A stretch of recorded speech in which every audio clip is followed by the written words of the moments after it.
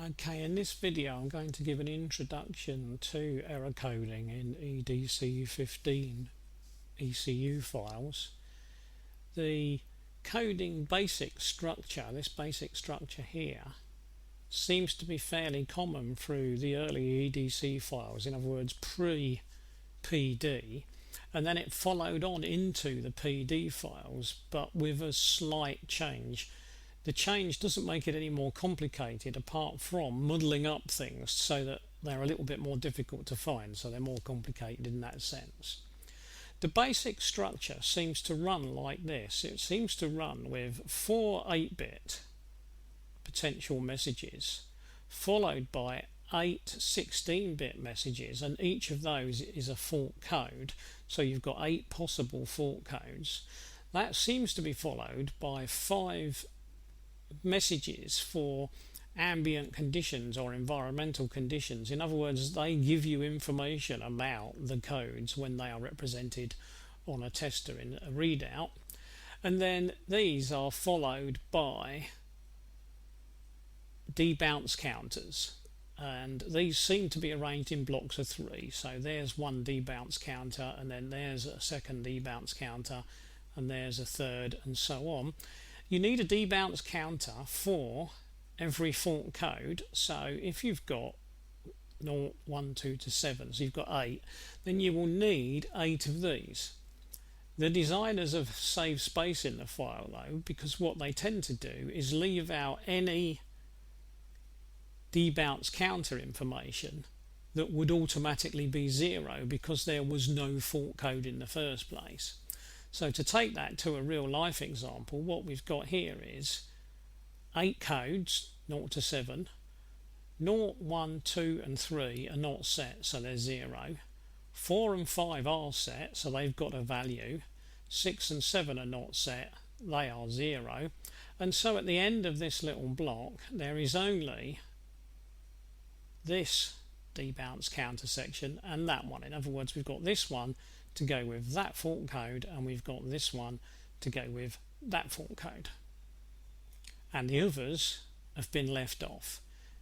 This does cause some confusion when people look at files, because it means files for each individual bit, and this is for the EGR, may be different sizes, because obviously if there are only 2 codes here, then this file part will be that length because it's only got 2 debounce counter cycles on the end of it.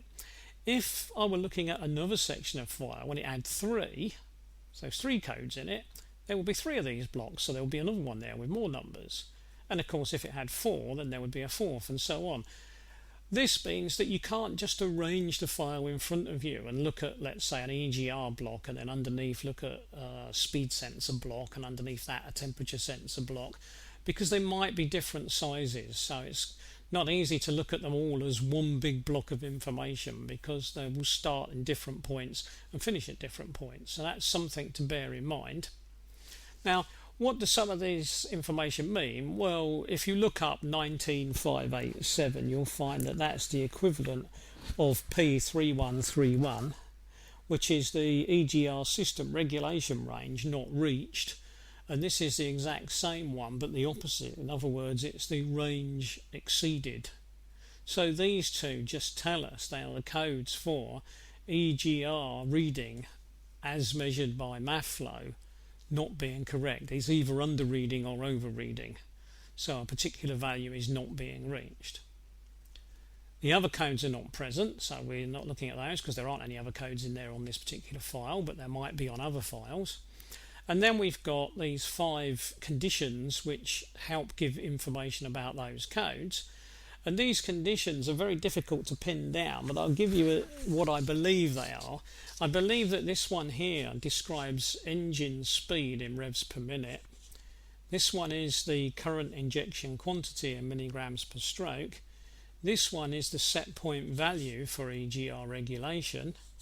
This one is the current value for air mass in milligrams per stroke, and this one is the EGR actuator in 0.01%. In other words, it's telling us that you use 0.01 and it's a percentage when it's displayed. So this information here is used to allow the tester to display the information in a format that makes sense. And this information is used so that the correct description can be picked up to go with whatever description is going to be given for the code. So we've got a code, a description for the code, and some conditions that go with the code for whatever information is being given. That brings us on to a couple of other things that go with this. The obvious thing, obviously, is the debounce, which I've already mentioned. If we pick one, let's just pick that one there. There's a fault code. There are the debounce conditions that go with it. And what this is saying is that the counter has a final value of 65535, which means that if the counter was running and it was a time counter, so that was a time in microseconds, which is what is usually used, it's quite possible that that value would never ever be reached, in which case this fault code would never be set because the count would never actually happen. And here we've got a healing counter, and that's likely to be microseconds again, and it's going to stop at 48. In other words, the healing will be considered healed in 48 microseconds. Well, if that's the case, you might as well call that instant, in which case what we've got is a fault that will instantly heal. They could have set it to 0 and then obviously it would be instant. But if we look at it that way, then what we appear to have here is that fault code will never register because the count will never get completed, and even if it did register, it would instantly heal anyway. So it would appear that that fault never occurs. But what we've got here is what I believe is the event counter. And so what I think happens here, and I could be wrong, and people are welcome to contact me and tell me I've got this bit wrong, but what I believe happens here is that these events are being counted. And so the 17 is the event counter. And so when this has counted 17 occasions or more, then a fault code will be logged. For this one, I think we have exactly the same situation. The fault will never occur time-wise because the time is too great and will never actually reach that time. If it were to occur, it would instantly heal because 48 is such a small number, but we have got a count of 49. So again, I think that what probably happens is, having counted to 49, as soon as we go over 49, this one will be flagged. Now, I could be wrong on this because it's very difficult to pin these things down. Right, now prior to that, there are just 4 other little codes. These often look like 2 codes because if you were looking at this whole thing in 16-bit, these 2 here would be one 16-bit code and these 2 bits here would be one 16-bit code. So you need to look at these 2 positions in 8-bit, and then of course you end up with 4. Now what I believe is that this particular one isn't used, and so the number in it is immaterial. Now the file that I pulled this from had 195 in it, but I don't think the number in there makes any difference whatsoever. These 2 numbers here are for counting, and they are when the start count for faults should start counting and when the start count for healing should start counting. I'm not 100% sure, but I assume that those are for these 2 here, but they might actually be usable for all of this. I'm not 100% sure. Here we have got what's sometimes called the priority. It's a mixture of priority and readiness. It gives a clue as to how important the ECU memory should consider the fault that's arisen. It generally has the number 0 to 7, 0 being the least important and 3 being the most, but again, some ECUs use slightly different numbers, but these early ones seem to use 0 to 3 as a guide, and so 3 would be the most important.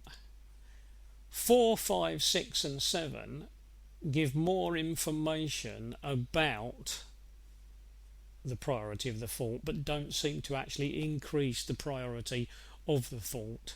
So it seems that once you get past a certain point, the priority is considered top priority anyway, and that appears to be 3. It looks, as far as I can make out, that if you have a value of 0, the mill light, the little red light, won't come on. If you have a value of 1, it will come on, and if you have a value of 1, it still won't come on. If you have a value of 2, the light will come on, and if you have a value of 3, the light will come on. So that appears to be the way it works. But again, it may be slightly different from file to file, because I haven't looked at every single file that I can possibly look at to see. Right, now, as I said, this is roughly how the system works. What I will do in another video is go back to the PD130 and look specifically at the PD130 and how changes might be made. But I thought it'd be important to get a rough idea of what is going on here before we move on to what changes might or might not be made in a file. So I'll stop there.